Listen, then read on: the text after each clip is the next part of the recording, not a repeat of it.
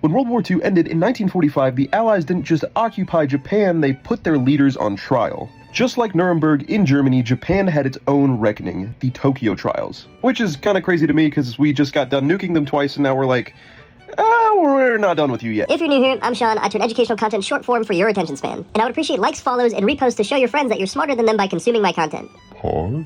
And leave suggestions in the comments on what I should cover in the future. Enjoy the video. Starting in 1946, 11 judges from the US, UK, China, India, Australia, and other countries sat in judgment. 28 top Japanese leaders were charged with Class A crimes, planning and waging war and overseeing atrocities in Asia. For those who don't know, Japan in World War II would invade and occupy neighboring Asian countries and extract them for resources. And they would commit many war crimes like massacres, torture, forced labor, and a bunch of other things I can't mention. So what exactly were they judged for?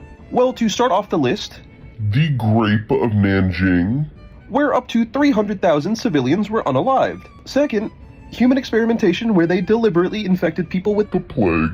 and then all that other bullshit that I mentioned that they did in Southeast Asia. They would wipe out whole towns and whole communities. What was the verdict? In 1948, 7 men, including wartime Prime Minister Tojo Hideki, were sentenced to death. 16 got life in prison, but here's the stupidest part. Emperor Hirohito, the figurehead of Japan during World War II, was never charged with anything. The US shielded him to keep Japan as stable as possible as the Cold War started. Unsurprisingly, and even worse, evidence for biological warfare was buried, including Unit 731, which was the plague experimentation that I mentioned earlier.